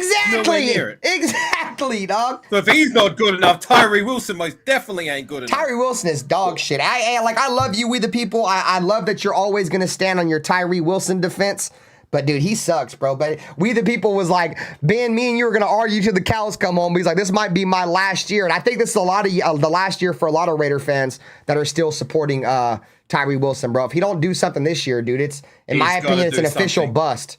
He's already an official bust to me, but... He needs to earn significant. I don't want to see. I want to see him play well enough to earn significant game time and actually make splash plays the way K'Lavon Chason did last season. Because for me, like I said it before, K'Lavon Chason, like he was a first round draft investment that didn't work out with the Jacksonville Jaguars. But when he was brought through the door to no fanfare, to no expectation, right? That part, Jeff. He was starting games and he was playing to the level where I was like, you know what? I can see why the Jaguars took him with a first round draft selection. It didn't work out there, but he was showing shades of being good, that a good enough great player to be worthwhile that pick. I have never seen any moment where Tyree Wilson has made me feel, wow, you know what? He's not there yet, but I feel like he could live up to that top 10 draft selection. Like, you cannot sit there and sell to me a guy who's done some things in spots, a guy who was supposed to ride the bench or whatever it is worthwhile of a top 10 draft selection. There's a bare minimum expectation with a top 10 draft selection, and that is not being a rotational guy at best, which is what Tyree Wilson is. So I won't sell you a top 10. I won't sell you a top 10. But what I will sell you is the fact that he was a first round draft pick. Be it top 10, be it top 20, be it in somewhere between 20 and 32. They go deeper, not even top 10, top 7. Look, I'm just saying. He was a first round draft pick, regardless. You know what I mean? I'm not going to sell you on the fact on the top 10. So was Alex Leatherwood. Alex Leatherwood was a first round pick too. I'm going to just sell you on the fact that every fucking team in the NFL had him as a first round draft pick on their board. He was on everybody's first round draft board. He had a guaranteed shirt season, bro. Hold on. Like, no way. Let me finish. Because I just gave y'all 4 or 5 minutes. Let me finish. Now, what I will say about Tyree is, and this is one of the things that I hate that the Raiders do. Stop drafting people in the first round with fucking injuries. If you know he's injured and there's a better player available, you get the better player that's healthy. Regardless of whatever this kid's upside is, he's hurt. And this is not the first time we've done this dumbass shit. And then we get into an argument about him not being worth the pick that we used because the franchise fucked him over in the first place. What up, Chris for Raiders? Hey, Chris for Raiders, thanks for becoming a member too, dog. Appreciate you. You don't put somebody in that situation and in that predicament. You just don't. And then the first year he didn't really play because he was trying to get back, right? Second year they kind of played him like he fell. They moved him inside outside. You know what I mean? So, I'm not saying, but I do want to see an upside, and I think I started to see a good upside to the kid later in the season. How he finished the season, I hope that he could start the season the way he finished it, and then continue to keep going. And it's not that kid's fault that we drafted him where we drafted him. You got to put that on the front office. You can't be mad at him at where he was drafted. I'm not mad at him at all. Like, see, we the people said the same thing. Fans don't take that into consideration. He was literally drafted to sit behind Chandler Jones. I 100% know that. I know that, dog. I'm not putting the draft pick on the goddamn Tyree Wilson. I'm putting on the goddamn Raiders. It was a dumbass pick for us. Dumb as fuck. It's dumb as shit, bro. You don't draft an injured fucking player, bro. You can make the same fucking argument for Cleve Farrell. Cleve Farrell was a solid fucking player. But he did not deserve to be drafted where the fuck he was at. That was not his fault. But here's the funny thing, Ben. He was drafted to sit behind Chandler Jones, and that was the same offseason in which we parted ways with Chandler Jones. Well, that's what happens when you draft somebody to sit, especially in the top 10. When you're in the top 10, you don't draft somebody to sit. You get an immediate starter, somebody that's willing to come out and be a starter from day one. You don't draft somebody and just let him sit unless it's a quarterback. You also don't expect your starting DN to fucking lose his mind either. But let's be real, dog. Chandler Jones wasn't even all that good for us, bro. That motherfucker had that one good game against the Patriots, bro. And that was like the only time Chandler Jones ever even looked good for us, dude. In my opinion, I fucking hated Chandler Jones. I couldn't stand his ass. He was way overpaid. He was making $17 million. And that's the reason why I didn't want Tyree Wilson, because Chandler Jones had $17 million guaranteed money that same year. And I'm like, well, guess what? Tyree Wilson's got 17 million reasons why he's not going to play at all. Dumbass pick. The other thing is that, like, come year 2, all right, this is after Chandler Jones is gone. Like, remember at the start of the season, he wasn't even the next rotational guy up. It was Charles Snowden and friggin' Janarius Robinson because they outplayed him in preseason. Yeah, I get it. Like, Tyree Wilson started to put it together better and get some more game time towards the end of the season. I will give you that. But there's no way, no how that he's worthy yet of a first-round draft investment. I haven't completely given up on him, as much as it might sound like I shit on him, because I am critical of the guy because I want him to prove to me that he's worthwhile of that draft investment. I don't think he's even come close. You know what I'm saying? And come year 3, I don't want to hear no more excuses. I don't want to hear this. Oh, you don't want no injuries? I don't want to hear no more injuries or any of these. He's developing. No. You get 3 seasons. And how is he going to do it if we've got Max Crosby and we've got Malcolm Cook, and if we retain K'Lavon Chaisson, then that pushes him further down the line. So that's why I said before that for me, Tyree Wilson needs to work hard and play well enough to deserve significant game time so he can live up to that first round draft selection. Because if he doesn't, then I'm done. He can kick rocks. He's never. I'd be willing to go out on a boat and say, like I said this, and I'll say it again. If Tyree Wilson gets 10 sacks this year, which is probably almost not going to happen now because Malcolm Kuntz is back and he's going to start. If Tyree Wilson can find a way to get 10 sacks, I will put dirty socks inside of my mouth on a live stream, dude. Like that's how much I know he's not going to sniff the nut sack of 10 sacks, dude. I will pull the socks off my feet and put them in my mouth if Tyree Wilson gets 10 sacks. And the other thing is that there would be no excuse for him either. You're playing alongside what would be, like, say we swap out either Crosby or Kuntz. You got Adam Butler, who we re-signed. You got Christian Wilkins, who hopefully lives up to the checks that we're paying. Like, there is no better situation for this guy to come in and do his thing. And if he can't do the bare minimum, then you got to bounce. Yeah. Like, dude, at the end of the day, bro, you got to live up to your draft stock. It don't matter if you probably wasn't supposed to get drafted. You got to at least come out and do something. You know how many times I see Tyree Wilson get taken out of a play and he just gives up, dude. He just starts folding, starts getting pushed around and shit. Like, nah, dude, you better go do something. You better go fucking do something, dog. You feel me? That motherfucker ain't gonna do nothing, bro. He gets pushed out of the play and he gives up, dude. I seen motherfucking Tyree Wilson get knocked out by tight ends. Like, bro, you're a defensive end. Guess what the number 1 rule is? Don't get blocked by a tight end. I've seen him get knocked out by tight ends, goddammit. Like, this is what I think it's going to come down to for Tyree Wilson.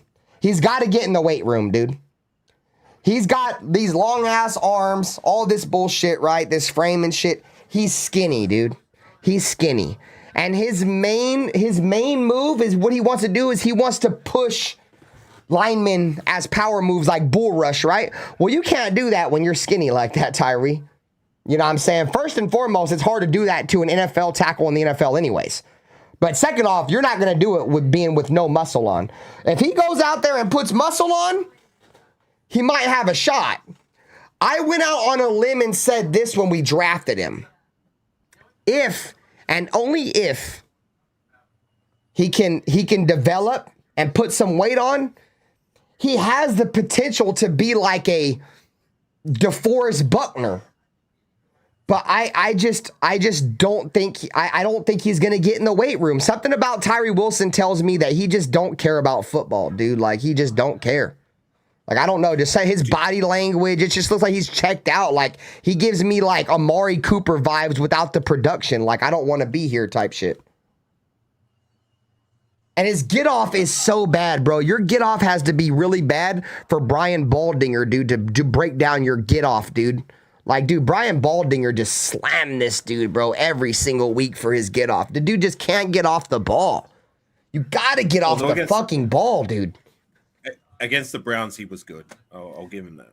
That motherfucker better start getting better off of Kasi. I'll tell you that. Yeah, I'm with you. Hey, Bentha, I know you are. I'm as critical as you are with Tyree, but that's not to say that I don't want him to succeed.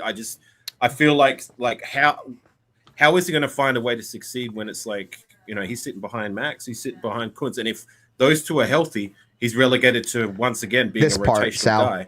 And when he does get into the rotation, he better be doing some things. You know what I mean? He got to be making the most of his opportunities. And if we bring back Chase on, which I'm hoping that I'm looking up at the screen, hoping the news will be announced soon that we bring him back too, then that pushes him further down. You know what I'm saying? Like he's got to step his game up. No, you're right. I think Chase on definitely gets more snaps over Tyree, dude. He earned it. You know what I mean? It's fucked, dude. He earned it. It's fucked, dude. You know how crazy this is, guys? Let's put this into a bigger picture. I've said this before about Tyree Wilson, right? We drafted Tyree Wilson to be the bookend of Max Crosby, right? On like a cheap contract, right? Well, guess what? Now we're having to pay Malcolm Kuntz a prove it deal, and maybe having to pay him over maybe close to $100 million if he goes out there and performs $80 million or whatever how these pass rushers demand. You know, we're having to rely on K'Lavon Chase on a fucking cast off from another team. You know, all because this cocksucker Tyree Wilson, dude, just can't do nothing. You know how how much of the Raiders would be in a better spot in that rookie Tyree Wilson deal than having to pay Malcolm Kuntz, as much as I love him, but I'm just throwing it out there. Like, that's the reason why we're in this spot. Like I said, with Chase on, like, how many times did we notice him making splash plays and plays that made you stand up and take note and make you think, like, well, me personally, it's like, wow, like, I can see why he was a first round draft. I've never had that moment with Tyree. Not once. Never. You know what I'm saying? I've never seen one first round pick worthy play off of Kasi. Not one. Like, you're a first round pick. There's got to be something you do good. There's got to be one thing you do good. He does nothing good, bro. That's what's so bad about it off of Kasi. It's literally Alex Leatherwood, dude. It's literally Alex Leatherwood he did nothing good. He couldn't run block. He couldn't pass block. He gets fucking pushed back every fucking play. Guess what? Tyree Wilson can't pass rush. He can't really stop the fucking run. He gets pushed back. He gets knocked out by tight ends. Like, bro, it's fucking pathetic, bro. It's fucking pathetic, dog. And at the end of the day, I'm not blaming it on Tyree Wilson. The Raiders didn't really have a need for a defensive end when we drafted him. You got Max Crosby and you gave Chandler Jones all this money. Your positions of need at the time were interior defensive line, which we haven't had since Warren Sapp and Tommy Kelly type shit. Richard Seymour at the end of his career. We haven't had an interior defensive lineman. Jalen Carter's right there. You know what I'm saying? You need a corner. You have no fucking corners. What fucking corner was on our roster that year, dude? Fucking nobody. We were hoping Jack Jones was going to be something, dog. And Jacorian Bennett. You had Christian Gonzalez sitting right there in your fucking lap, dude. And guess what? Christian Gonzalez may have got hurt in his first year, but guess what? That boy was an all-pro corner this year, dude. So we just passed on a defensive tackle that won a fucking Super Bowl and is a fucking pillar of a Super Bowl defense, and we passed on an all-pro corner for a cocksucker that's a rotational pass rusher? A rotational pass rusher? Tell me that don't hurt your heart, bro. That fucking makes me want to vomit. Fucking vomit. I'm 100% there. I'm 100% there. Now y'all see why I almost fucking, like, I literally almost cried on the live stream. Look at the guys that got taken after him. Positions of need. Look at them. Right. Mm-hmm. That's why I almost vomited. I almost cried. Because I wasn't surprised. The Raiders never do the right thing. You guys want to know why I was so happy when we took Brock Bowers? One goddamn, the Raiders finally do the right thing. We finally do the right fucking thing for once. This dude, you cannot pass on him. Bro, I was expecting for the Raiders to draft some cocksucker from like Wasabi State or something in the first round, bro. We took Brock Bowers, goddammit. Oh, hell no. Hey, every single mock draft, Brock Bowers wasn't even making out of the top 10, bro. No, that's what we got to do more of, bro. We got to continue. If a great player slips, even if you have somebody at that position, you take that motherfucker, dude. That's a generational player. Fuck whoever else you got there. Michael Mayer, respectfully, fuck you. Brock Bowers is way better than you, dog. You think I'm gonna pass on Brock Bowers for Michael Mayer? Go fuck yourself. Fuck yourself. I don't give a fuck if Michael Mayer was drafted in the second round. Trade him for a fourth. Take a 2-round draft loss and get a generational walking gold jacket tight end. Fuck out of here, dog. I don't know. I kind of went on a spiel. Sorry. I agree with just about all of that. Look, Tyree, please just do better. Make me a believer and prove me wrong, please. But just circling back to what, because I actually was, we were supposed to be talking about Adam Butler. That's who I brought up before I went to. Nah, you good. We'll be all over the place. Out of here. But Adam Butler, like, I've got a hot take for you. Go ahead. Give me, and I've asked this question on a few of my lives. You may have caught this one, Bentha, but I don't think you have, Dirty. Give me one interior lineman, defensive tackle, that has been better, has been more consistent in that 2-year span that he's been with us since the days of Richard Seymour and Tommy Kelly? Name one defensive tackle that we've had since that time. Give me one. Richard Seymour. You said Tommy Kelly, Richard Seymour. Since Richard Seymour and Tommy Kelly. Since those two. Since those two. That's none.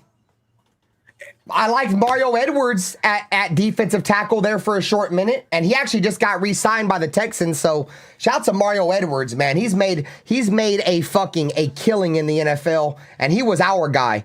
And he was another guy I think the Raiders gave up on, dude. Him, Danico Autry, a lot of guys, dude. When they slid him to the inside, he was good. But yeah, Mario Edwards was a good defensive tackle. He was actually the defensive tackle off Fakasi in that game against Denver, where Khalil Mack had 5 sacks in that game. He was the defensive tackle. Mario Edwards Jr. Would you take Mario Edwards for that season and a half? He only really played well for a season for us. Yeah, he only because he was a defensive end and they slid him inside for one season, and after that we let him go. And Danico Autry played well, but it was like for one season. Then he went and played as he played well for other teams. And he went to the Colts and became an All-Pro, dude. But I'm not talking about what they do with other teams. I'm talking specifically for the Raiders. None. Raiders. Okay, none. It's the days of Seymour and Kelly, and it's to my point. And Dirty, I haven't heard your answer yet. Can you think of one? A defensive tackle since then. Not one. Exactly my point. A guy who came in here that literally nobody was talking about. I don't know if you talked about him, but like Dirty. But shout out to Nutty Nate. Like it was on the morning show. There you are, Jack. What up? I think of one. Jelly Roll. Justin Jelly Belly Ellis. I like Justin Jelly Belly Ellis. I like him too, but I'd take Adam Butler. Like I would take Adam Butler too. He didn't make any splash plays the way Butler did. All right, Sal, have a great day, my boy. Go Raiders. The question you asked, he was, basically the question was, can I name somebody who's been? He said Jefferson under Bradley. And yeah, I would say Jelly Roll was productive for the few years that we had him here. Yeah, I know he was. But he's not on the tier of them. But he is one player I can name on that Quentin Jefferson tackle that I at least felt good about having on the field because I knew he was going to give me some production. Right. I like Justin Ellis too, but like I don't feel he made the splash plays that Adam Butler has in the last 2 I know what you're saying. I felt like what he did was consistent. I'm not saying the big splash plays. I just felt like when he was on the field, he was consistent. When Adam Butler went out, I'm not expecting him to get the sacks. I'm not expecting him to, make all the tackles. What I did expect him to do was take on those double team tackles and free up people. I expected him to clog the middle and not be able to give a run lane. And that is what he did. You know what I mean? He did what he was good at. And he did it on a consistent level. So hey, I like Justin Ellis too. And I appreciate your answer. And I appreciate we the people gave me some names. Like my point, whether you agree with me or you don't, is that like you guys had to think, and that's a long time since Tommy Kelly and Richard Seymour were out the door. That's how dire our interior, the defensive tackle room has looked since then. You know what I mean? Like we've had players come and go. We have drafted again and again and again, and we have whiffed in the last 3 years alone. All these cats that we drafted to be even a rotational guy have amounted to nothing. Third round guys that don't even make it past fucking one season. He's out of here by the second preseason, outplayed by a guy who's not even in the rotation in Matthew Butler, another draft pick. But back to Mac already re-signed with the Chargers. Hey, Malcolm Kuntz is right now talking about the team. You guys want to chime in real quick? We got Malcolm Kuntz live right now talking about his contract. Patrick Graham play in your decision to bring back Patrick Graham play in your decision to want to stay a Raider, and how's your initial conversations been with Pete Carroll as well? Oh, it's a big part. I go, especially somebody like Pete Carroll. I go, he's a legend of a coach. So, like, who doesn't want to be around him? And then Pat, I go, he kind of see me kind of grow into the player that I am. So I'm very comfortable around him, comfortable in the system, and it's always great to be around guys that believe in you. So, yeah. Malcolm, Heidi Fang, Las Vegas Review-Journal. You spoke there a little bit about Pete Carroll, but knowing like what he did with his defense, and I know this relates a lot to the secondary, but like the Legion of Boom and seeing different defensive linemen that really worked out for him in those teams. Like, what about that gets you excited for the coming season? Extremely excited. Just remember like being a kid in high school, grade school, just watching him coach. So it's kind of surreal to be around him and say that that's my coach too. So definitely excited. Hey, Malcolm, Q Myers here from RaiderNation Radio 920. For you in particular, man, how exciting was it that knowing that you had the injury, the team wanted to bring you back and you knew the coaching staff for the most part? Great you question. know your teammates, and it's not a new scheme that you're really learning because you got Robbie Leonard there still. Exactly what you said. That's a great question. I don't even fuck with Q. That's a great question. A comfortable position with people that you know and trust, people that you played before. And yeah, it was an amazing feeling. Felt like a weight lifted off my shoulder, so I'm happy.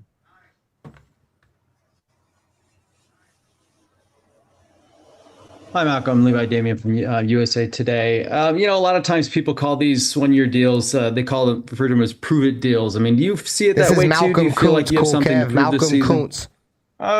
I'm not really focused on that. I'm more just focused on getting healthy, trying to just be the best Malcolm I can be, and that's pretty much it. Hey, I'm gonna pause this for just a second, guys, and we'll look what's in his backdrop right now, guys. You guys see that? You're telling me with that picture behind him, he has that in his home. You don't think he wants to be a Raider? You don't think he wants to go out there and relive those moments of those players that are on that graphic right there? But like I was sitting there looking at him like, bro, this motherfucker really got some Raider shit in his house though, bro. I mean, look at his couch. Talked about that rehab process. On some of those frustrating days, what was helpful? What was helpful in getting you through that and getting to this point here? I would say the Raiders in general. I was around here doing my rehab and stuff, so the strength staff, they were very encouraging. The training room staff, very encouraging. And then don't forget my teammates. Robbie, all the time, he was always giving me little talks and stuff like that. You got Max, you got AB, you got Christian. I was over there with him talking the whole time too because he was rehabbing. So definitely just everybody around me, the Raiders organization. Hey, Malcolm, Vince Sapiens here with Fox 5. To that point, just mentally, obviously you said frustrating during the season. How are you right now? And what's your, anxiousness to get going? Because we are at the beginning of this off season. So how do you rein it in terms of the rehab, the training, but still, get going? I say I'm on cloud 9 right now. It's definitely a great feeling, but I wouldn't say it's any anxiousness, more excitement, and just getting ready to get going and just trusting people around me and just taking one day at a time. I don't think that's his house. All right, thanks, Malcolm. No? Appreciate it. Thank you. That's it for Malcolm Kuntz. I'm gonna get up out of here though. I've been up since 11:30 last night, guys. I worked the night shift. I know it's fucking like 4 o'clock in the morning or something where Afakasi's at. I gotta go take my midday nap. Much love, everybody. Dirty, much love, bro, for pulling up. I'll share you guys' link in the chat. You guys know what time it is, man. Hit the like button, subscribe. We're kind of a little free balling and shit. This weekend on the podcast, Friday night, I will have all the stats and everything. I'll do my research and shit. We'll break everything down. Hopefully the Raiders can go out there and make some more moves by Friday. You know what I'm saying? Shout out to Malcolm Kuntz. Shout out to my boy Afakasi over there repping that Malcolm Kuntz jersey. Y'all see it. My boy over here repping. You guys know what time it is, man. We'll share both of my guys' links in the chat. You guys got anything you guys want to say on the way out? I'll be around this evening. Come holler at me. Yep, Dirty B live later this night. The King of Late Night is back. We'll go ahead and post his link as well. Make sure you guys go subscribe to him. You guys go subscribe. These are my guys right here, bro. Like when I came back to Raiders YouTube, there was a handful of guys in my corner, bro. And now I could say I don't really have a lot of guys no more. But these two guys, bro, these guys have stood by my side. They've always shown me love. You feel me? And these are my guys, bro. So make sure you guys go subscribe to both of them. And yeah, man, I'm gonna get the fuck up out of here. Let me get Dirty's link real quick. Damn, I can't fucking. I'm sure one of my mods got it. I just had it, bro. Hold on. I found it. He never. Damn, I've been on mute this whole time. Yeah, bro, you've been mute the whole time, dog. What was you saying? My bad. I'll make it short and sweet. Me and my guy we're going to be doing a live probably Saturday morning, 8 a.m. Sorry, no, 7:30 a.m. Pacific, his time. So we'll be getting back together and doing some Raider content. It's been too long since I've been doing some of that on my side of the fence. It's just been basically game streams. So we'll look at it like this, Afakasi. It's about that time because the NFL season has officially started with free agency. This is when the league year opens. So it's still off season, but the league year has officially opened, and there's going to be things for us to talk about in the coming weeks. It officially opens tomorrow, Wednesday. Oh yeah. Well, you guys get what I'm saying though. But you guys see motherfucking Dirty's link in the chat. You see motherfucking Afakasi's link in the chat. We getting the fuck up out of here. You guys know what fucking time it is. Go fucking Raiders. Catch you guys on the next one. Deuce.